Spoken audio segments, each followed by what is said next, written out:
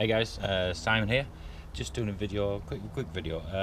Got to do the mass airflow sensor, give it a clean on the Kia Sportage 2-litre CRDI 2009 air filter and MAF airflow sensor. The car's surging every now and again, so I just thought I'd do a little video of it. So if you have this problem, you can fix it yourself.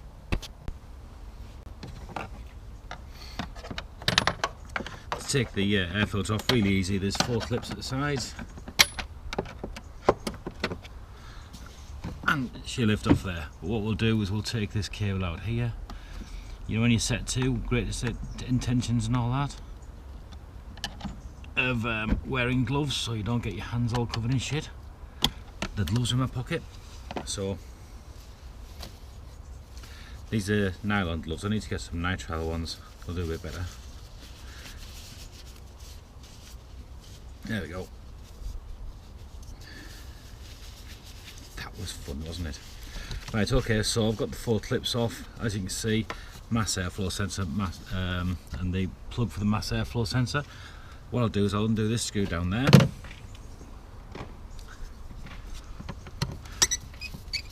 And then lift the whole unit out as one. What I've done is I've stolen the wife's washing up bowl. I'm going to clean it. Also today I'm going to change the fuel filter, which is just back there, so I shall get with all that shortly.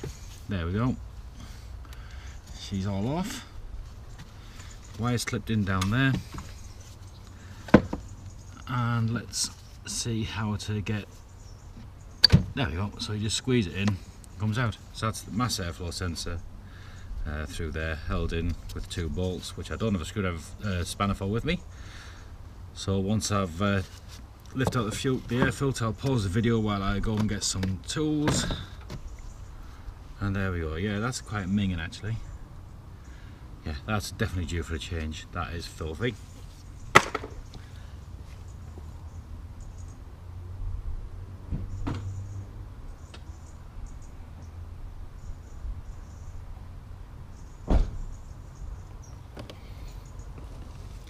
And obviously be prepared, so don't bother, be prepared.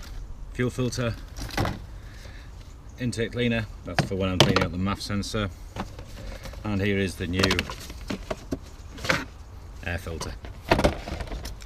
Could probably do with like some air or something like that to give this a clean out, but most of it's alright, and that fits in there nicely. So what I'll do now is I'll pause the video while I go and get some tools. Here we go, time to remove the mass airflow sensor. I shall just shuffle this around a bit. It's simple enough. Probably not something that really needs recording, but let's do it anyway.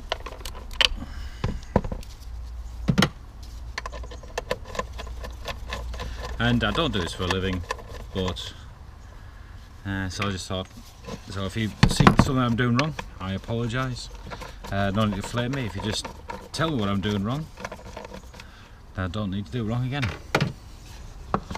Or other people who read this will be able to take your sage advice. So there we go, mass airflow sensor, MAF, M-A-F. I was hoping that it would be, I could take it apart, but all I can do there is squirt some carb cleaner through it and see what happens. The new unit is about 50 quid. Oh. There's the part numbers, in case you couldn't read that. Kia part number 28164 27800, made in Korea 2007. So I'm going to give this a squirt with brake cleaner. As I said, I stole the wife's washing up bowl. And yeah, do that and then get ready to change the fuel filter. So I'm making my way down to the fuel filter now, and what I found is down here, I don't know how well you can see that, but I've got all the gear linkage, so I've got the old spray grease out and might as well give the gear linkage a bit of a dousing in this stuff while I'm here. Just makes sense to do it really. You can see a couple of linkages down here looking a little bit dry, won't do it any harm. Got a small harness here, there's one comes out of there. here and here. This bottom one here goes to a sensor in the bottom, which I'm going to guess will be some sort of water sensor. This one here and this one going to be pressure sensor, preheater maybe. Preheat the diesel possibly. Nice chunky wire, so it could be a preheater of some sort. Yeah, that is definitely just going to be a sensor. That gives you an indication as to the actual fuel flow. But it's down here, canister's type, so let's undo this bolt here, and hopefully I can get hold of it and just spin it off after a cup of tea.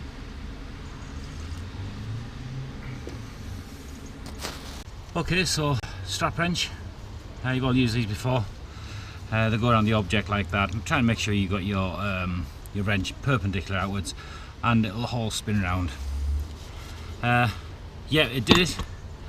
Bit of spitting, swearing involved, but hey, that's what it's all about. So now I've got this big shitty clamp on here. I'm just wondering whether I need to, yeah, got to take the fuel filter off, shuffle it this way, because there's a little bolt at the back here that I'm going to have to undo. Damn, they don't like making shit easy here, do they? 12mm. So there's two 12mm there. As I said, this is all guesswork. I've not done this before, so for those of you with the Haynes manual, or that you do this every day for a living, cool beans, just have a bit of thought when commenting.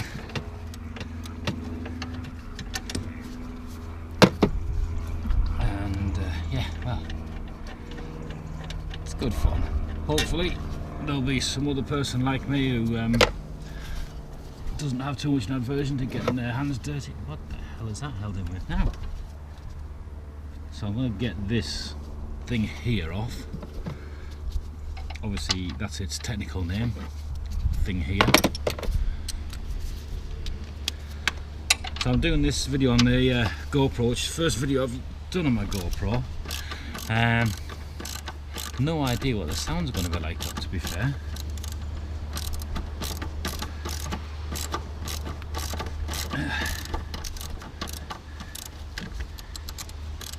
Now I can see some wetness down there, which I'm going to investigate. Have we got another issue that's causing this surging? Right, okay, so let's see if we can undo this here. Christ, this thing's well held in, isn't it?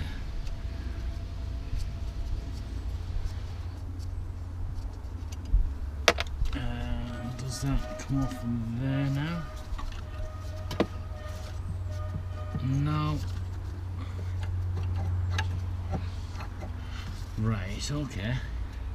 So there's a little 10mm bolt behind there, which I need to get out so that this side of this clamp will come off. And yeah, well, spanners in the house. Okay, yeah, shit's just got real. The coat's come off, even though it's coolish outside. Just go towards the mid-autumn, sort of September time, just about to start September. So it's cooling off. I've had a lovely winter, summer rather, in the UK. Yeah, in the well into the 30s centigrade, that is, a number of times. And it's been very nice. Right, so that's coming off there with that, which indicates it's bolted on somewhere else. Actually, no, once I've undone that top bolt, I reckon that'll bend out and I'll be able to unscrew it. So what I've already done is I've already been to the gas station, or petrol station as we say, picked up some fuel, diesel, so that the new fuel filter, I can get it all primed to save me messing around with hours of cranking, because a mate told me that these things will prime, it's not pretty, it can take a long time. Oh, there we go, so that's that. Let's see if it'll spin off now. It's going to struggle to spin off because it's got the sensor on the bottom. So there she goes. Still undoing.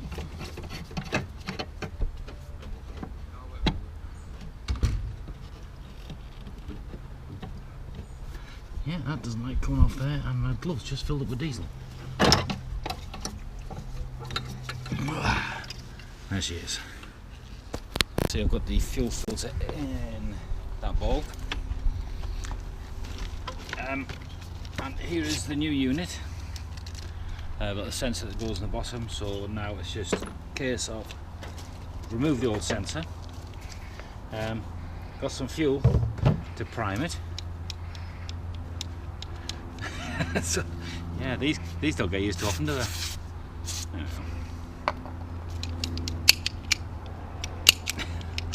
Yeah, I know. Right.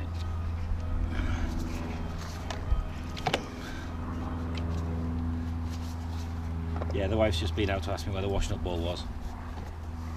That was quite an interesting conversation.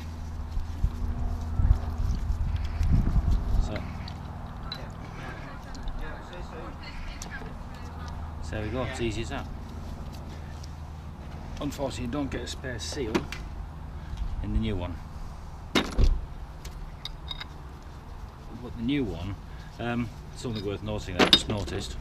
So you got that groove there. What you can do there is you can just loosen this off, and if you've got a water alert, you're getting a flat dashboard light saying you've got water in the system, you loosen that off and it should drain the water out. So that's quite a handy feature.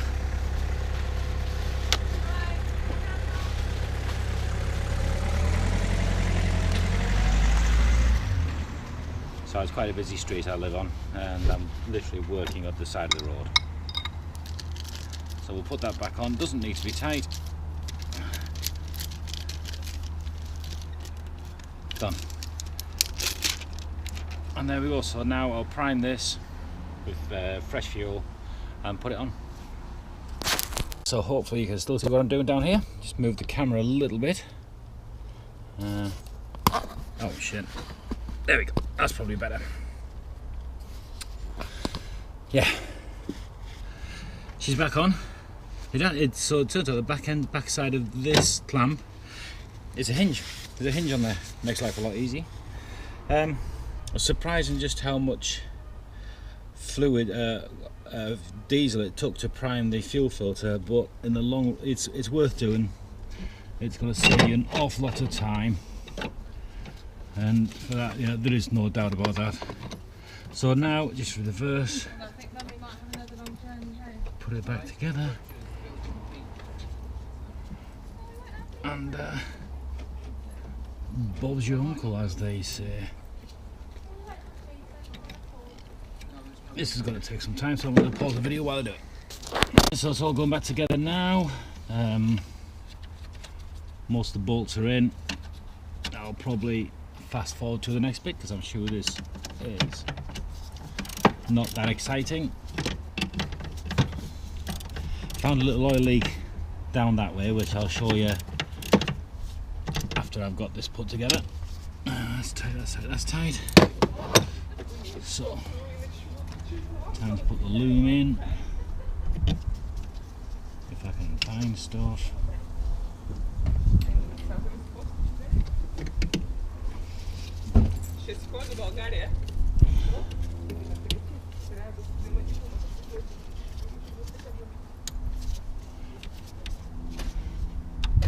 That's definitely had a repair.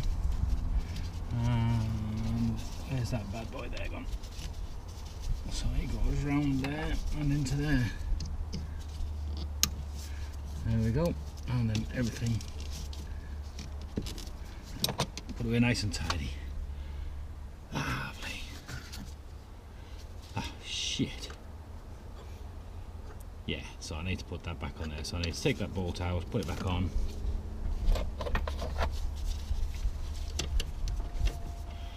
Be much easier if I use the socket.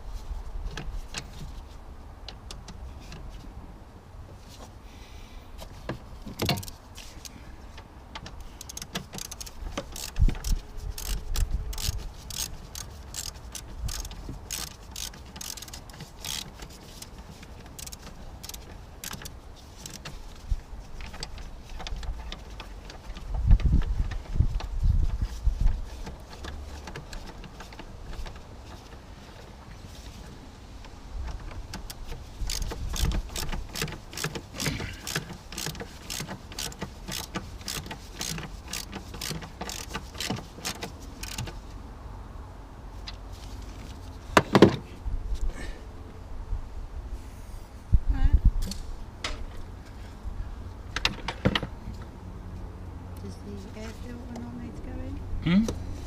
Oh yeah.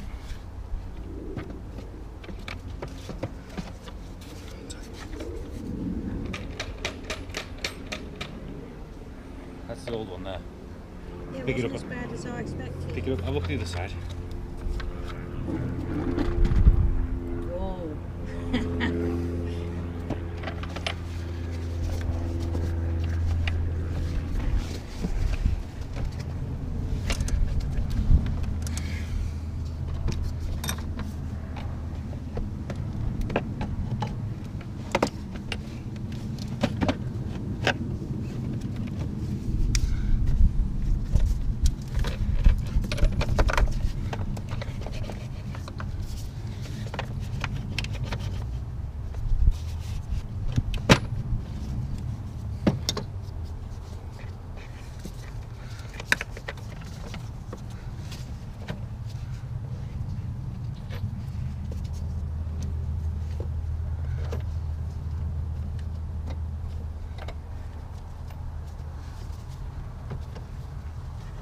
Big chops.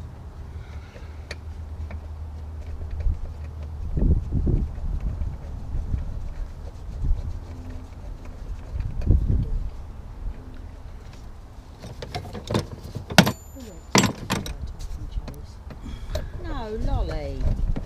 That's my wife speaking to the cat.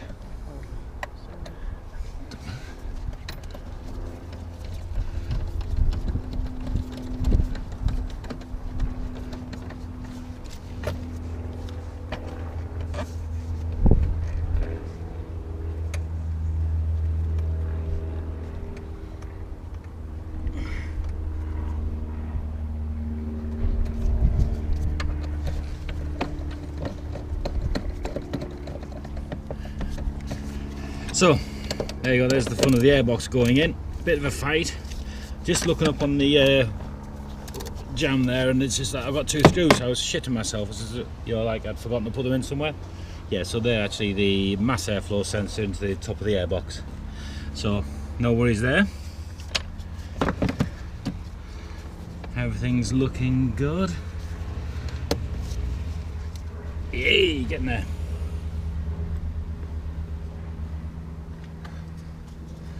There's our MAF sensor.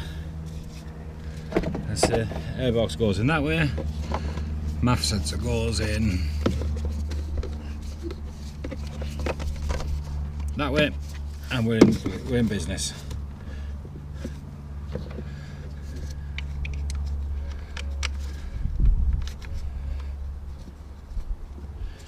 This will either work, not work, or be no change, which is handy.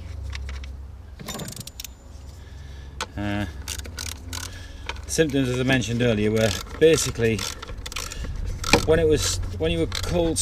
It was mainly when it was cold. Very rare did it when it was warm. The engine would hiccup. Yeah, that was symptoms really, just a nasty hiccup. There was like severe hesitation, which I thought, well, you know what, I've had the car a while, never done the air filter, so there we go, air filter's done. You never know, and to be fair, air filter was quite nasty. Next, after severe googlage, the same symptoms were similar for a mass airflow fault. So check the mass air. So that's why I thought, after reading up, you can give it a clean, see what happens. Nothing to lose by giving things a clean. And then also it's just like, well, it's possible to air filter. So why not do the whole lot at once, huh? Let's service. I did the oil on it not that long ago, so I'm not too worried about that. I could probably do with a bit of a grease, so everything's connected. Yeah, just clean it off and give it a run now. Right, it's together, and I'm getting crap out of my pockets. Let's give it a go and see what happens. There's going to be a bit of wobbling on here, sorry, and there's little airplanes going over. because I live next to a private airfield, which sounds super posh, but no, not that posh. Right, here we go. Yeah, so 73,933 miles. It's a 2009 model, so it's actually quite good for mileage wise. There's been no warning lights, and I've got a cat staring at me. What do you want? Right.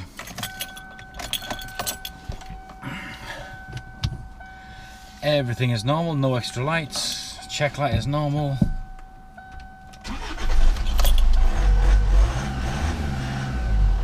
And she's away, which is what I expected. Yeah, I wasn't sure whether it would stall out with lack of fuel.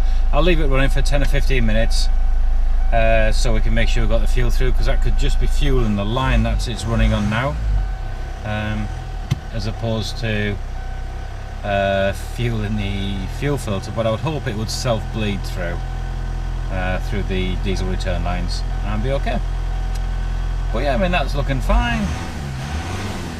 Oddly, I did put the ODB sensor on it, ODB thing, what do you call it, onboard diagnostics, and that came up with nothing. Just out of interest, so you know, that lives under there, down here, there. So if ever you're looking for your ODB port, that's where it is. Right, next will be a bit of a road test. Oh, actually no, it's not. It's to identify where I've got a little bit of an oil leak. Just want to make sure it's nothing too serious, and job's a good one.